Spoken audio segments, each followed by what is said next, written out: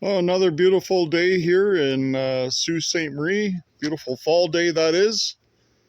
Lee and Kyle of Future Buildings have asked me to do a short video on my Quonset hut project.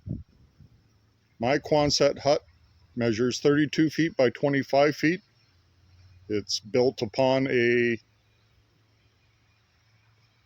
concrete floating slab. I closed each end in with my own framing.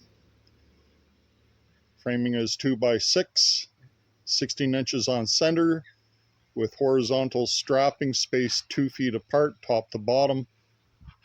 And then I sided it with my own metal siding, purchased locally.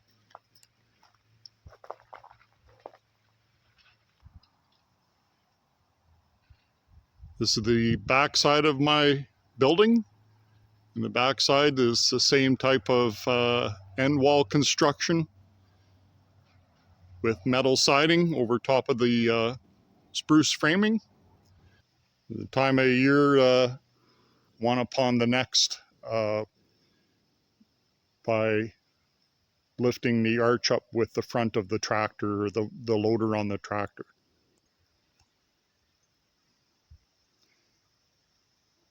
When we were lifting the arches up, we had 16-foot 2x4s spruce ready on the standby to hold the first arch up and anchor it into the ground in case a gust of wind came along and decided to carry that arch away, until you get at least 3 arches standing and attached to each other. That first arch is susceptible to fall down on you, so you want to make sure it's braced well.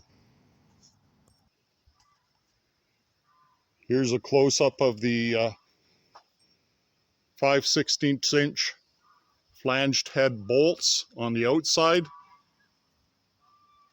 that attach one panel to the next and one arch to the next. There are approximately 3,000 of these.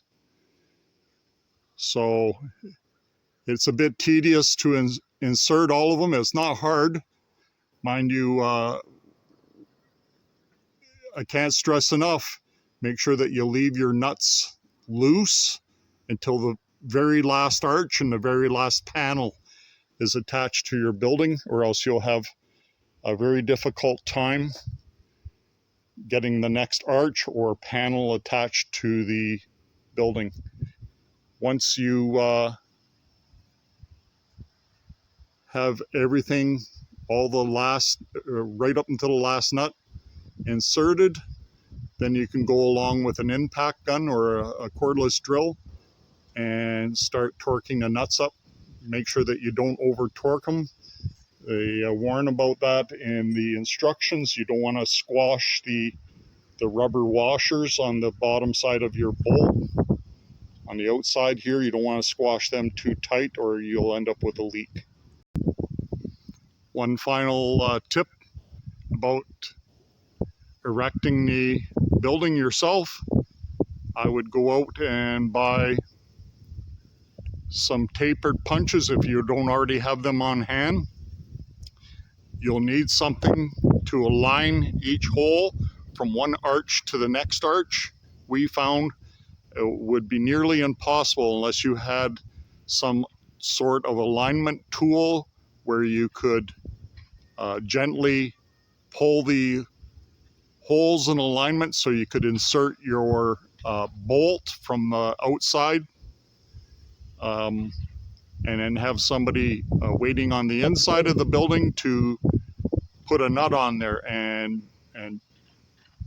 finger tighten only until you are able to get all the nuts and bolts for each location along the seam inserted. Overall, I'm quite pleased with my building. I know it's very solid. you're going to find that it is more weather tight. I would say more weather tight and wind resistant than a standard building is. This building is going to be here for many, many years, and I look forward to getting in there and having fun with my sons on our various vehicle and welding projects. And I've already gone ahead and sprayed the inside with closed cell insulation that I was able to purchase locally at a hardware store. I ended up using 2 kits, 2 600 square foot kits. That pretty well concludes my video, and I'd like to thank everybody at Future Buildings for making this happen, and I'm quite happy. I'm pleased with the project. Have a nice day.